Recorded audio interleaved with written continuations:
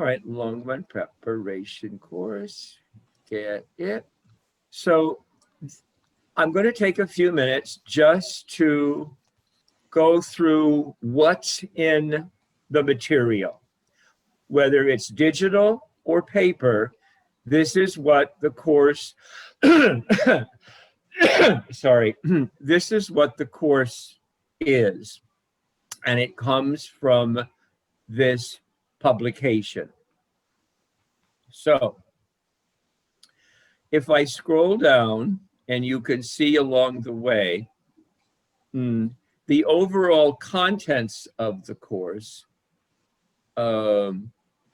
include a lot of material. What's really great about the TOEFL, that's not the purpose of your taking this course, because obviously the purpose is in part to be able to pass the test. But what's really great about the TOEFL for more advanced students is that it's like taking another course about grammar. You know, some places, institutions don't have advanced courses about grammar, for example. So they may take the TOEFL just because they want to focus on grammar. It's really great that way. And you can see, for example, section 1, which is what we're starting with today. There's a diagnostic pretest and listening comprehension as part of section 1 today. And we will be focusing on these strategies and skills. You can see them on the screen. You've got synonyms, words with similar sound, skill 3. You have who, what, and where description. You're listening for that. And that was pretty much what that is today. And I'm not going to go ahead and discuss anything else beyond. But you can see that this continues on in listening comprehension section 1. Another day, we deal with negatives, listening for negatives, listening for agreement and functions, contrary meanings, idiomatic language. I don't need to go into depth on that, but I'm just giving you an overall. Listening part B, you have other kinds of skills to listen for. There's always a pre-test, diagnostic, and a post-test, before and after. Section 2, which is, we're not going to get to section 2 for a few weeks, but what do you see taking place? What are some of the skills or the kinds of topics that are going to be in section 2? Anybody, what do you see? What do you see? Structure questions. The what? One clause. You mean, teacher, what you are select with the mouse? Yes, like for example, you know, yesterday in the fun game, I asked you to come up with grammar points. All right. So you can see here, we're talking about sentences with one clause. So we're taking a look at subject and verb, prepositions, appositives, participles, all of these grammar points in section 2. Here in section, then we also deal with multiple clauses, which means we have to deal with connectors, adverb connectors, coordinate connectors. I don't want to give you definitions or talk, think about what that means. I'm just showing you how rich this is in terms of skill building. Adjective clauses, you can see, noun clauses, we're going to be taking a look at. Reduced clauses, you may not know what that is, but you will. Inverted subject verb. Often the subject is in the front, the verb is in the back, but there are times when you give information orally and written where it's reversed. The verb is in front of the subject. So I'm just rolling through this. Parallel structure. This is a big skill, parallelism. What does that mean? So we will be going through those skills, comparatives and superlatives. What does that mean, for example, comparatives and superlatives to you right now? Does anybody want to volunteer something? You've heard it. Go ahead, Camilla. Teacher, I think that compare is when you use than. For example, Maria Yes. is smaller than my sister, for example. Yes, And, you do. and You also, superlative. I'm sorry, Sorry. what? Sorry, go ahead, teacher. No, go ahead. Go ahead. And superlative, I don't remember very well what was. Well, you What is it? actually do a couple of things. Anybody else want to add to what Camilla said in terms of comparatives and superlatives? Well, you said, I don't remember, Camilla. You said, I don't remember what you did. You said smaller than or bigger than. You gave an example, right? Yes, teacher. So you used words with an ER ending because that's comparing one thing to another.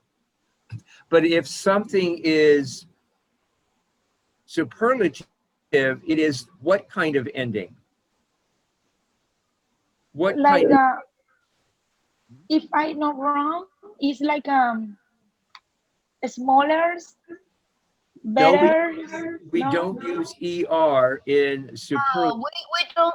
Maybe we know it the most Yes. like this. Yes, you've got things like that. And then you have ES what? ES. Oh yeah. Yes. Yeah. There you go. EST. You go. The apple, that apple is the what? The best. Smallest. Oh, okay. Okay. Okay. Smallest of everything. More, three or more. Superlative. So Okay. we'll take a look at that. Verb form, use of verb, noun problems, pronouns, adjectives, adverbs. There's a whole host of skills. Oh my gosh. And then something that you love, I know you love, articles. Because some of your languages don't have articles. And that's always problematic for trying to transition to English. Or when do you use a or an or the? Oh, it's forever. Let me just say a brief note about articles. Just because you struggle with articles doesn't mean that you are a terrible English language speaker. It really doesn't. You're going to make that mistake in writing and speaking for a while until you've had practice. It is one of those pieces of language that just because you make the mistake, it doesn't interfere with our understanding. So you want to work on it, but it's not the worst mistake in the world. It's always ongoing. Prepositions, and then you have post-test. There is a section 3, and I don't think we get into section 3. I think we get into 1 and 2 only. So I'm not going to deal with that right now. If you have questions, please ask along the way. I'd like to get as much done here at the beginning as possible. Somebody please read, what is the purpose of the course? Anybody jump in. The purpose of the course. This course is intended to prepare students for the paper version of the TOEFL test. Keep going. Keep going. It is based on the most up-to-date information available on the format and content of the paper TOEFL test. Okay. So with that in mind, and as I said earlier, some places the students are taking a TOEFL class, but they're not taking the TOEFL test because they want to work primarily on improving their grammar. And then of course, other people want to take the test. So this book, as I mentioned earlier, can be used in a lot of ways. Of course, we are using this book as number one, as a primary classroom text for the course. That is true. For some classes, it could be used supplementary, but it's not a supplemental material for this class. It is the primary text. I will be giving supplementary material such as articles, YouTube, etc., that build your listening skills. And of course, number three, summer, what does number three say? Number three. So Number do three. I need to read? Please. Okay. Along with is accompanying recording program. It can be used as a tool for individualized study by students preparing for the TOEFL test outside of the ESL classroom. Which simply means that some students choose to use the book and study on their own. That's basically what it means. Yeah. I would like to go back, Summer, and everybody else. So I'm going to start doing this periodically. Take a look at that word along with its blank. Summer, could you repeat that word that begins with a C? Along with its what? Teacher, you mean can you put some down? The word that right there that I highlight. Oh, companion. Yeah, there you got it. And everybody, if you need to, please repeat. Companion. Companion. Now let's go to the other word that you struggled with. I highlighted, Summer. Individualized. That's a tough one. Anybody Individualized. Nope. Individualized. May I see who just said that again? Did you do that, Camilla? Yes, teacher. Go ahead, try it again. Individualized. Repeat, good, repeat. Individualized. Oh, you did that so well. Everybody, individualize. Repeat. Individualized. Camilla had to work very hard at one thing with that V sound because it doesn't exist in Spanish. People want to say watch my mouth, individualized, and that's not right. It's you got to put the lip and the teeth together. Individualized. One more time, go. Individualized. Individualized. Good. All right, let's go. What's in this book? Well, we can run it right down and you can see what's in this book. First bullet point. What is it, Aiden? Where? I need to read this one. Diagnostic. First bullet point. What is it? Diagnostic pretest. Good. And why? I need to read all of them. Keep going for each section. For each section of the test, measure students' level of performance and allow students to determine specific areas of weakness. You got it. Okay, next bullet point. Now I want you to all, you know what, Aiden, jump this around. Call the next person for the next bullet point. Aiden, who's it going to be? Camilla. Go. Language skills. For each section of the test, including the test of writing English, TOEFL provides students with a thorough understanding of the language skills that are regularly tested on the TOEFL test. Good. I would like to address this pronunciation right now. That is not written. What is it? Written. Written. Written. Thank Read, you, Aiden. write, wrote, write, present, wrote, past participle, written. Good job, Camilla. Who's next, Camilla? Tui. TED Talk illustrators for each session of the test provide students with clearly the 5 steps to maximize their performance on the test. Good job. Maximize. Everybody, please maximize. Maximize. Means to do it to the highest degree, to the best. Who's next, please? Choose. Ibella. Exercises provide practice of one or more skills in a non-TOEFL format. Who's next, Isabella? Nadia. TOEFL exercise provide practice of one or more skill in a TOEFL format. Excellent. Who's next? Paola.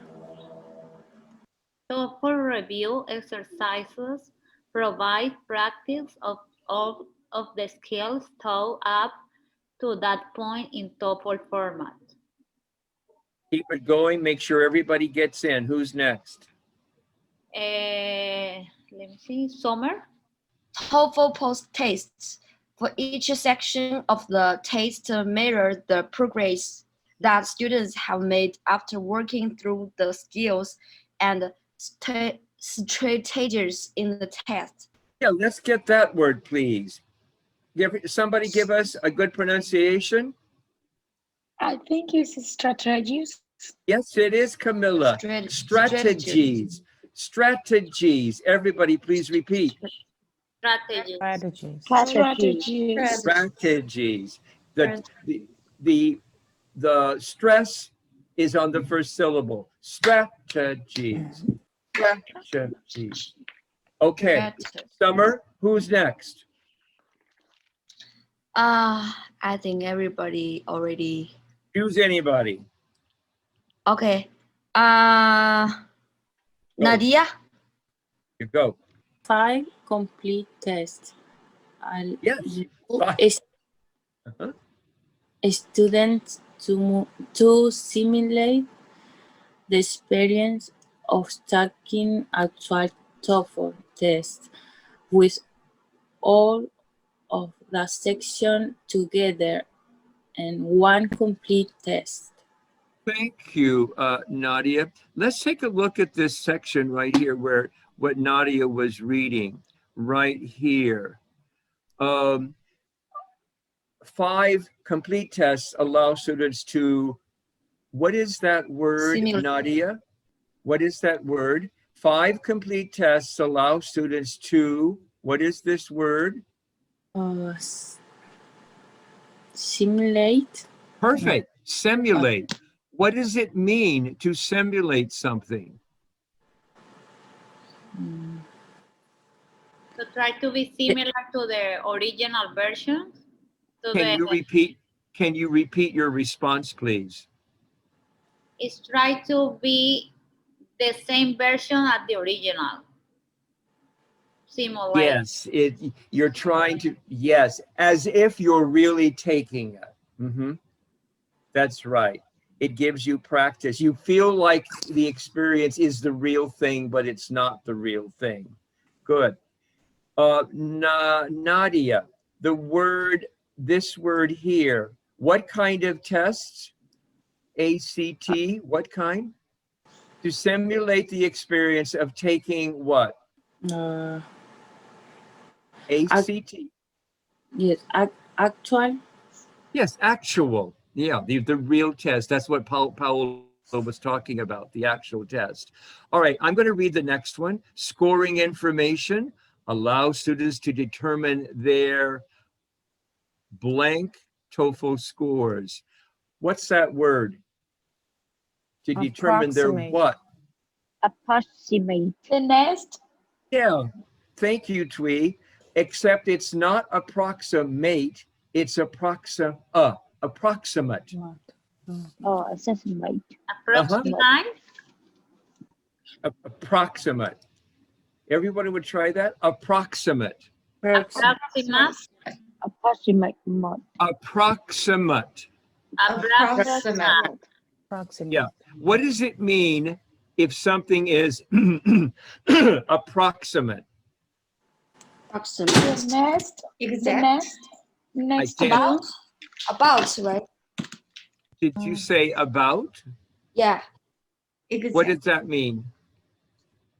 If it's an approximate score, Almost like. yes. To If be it's, close to the original.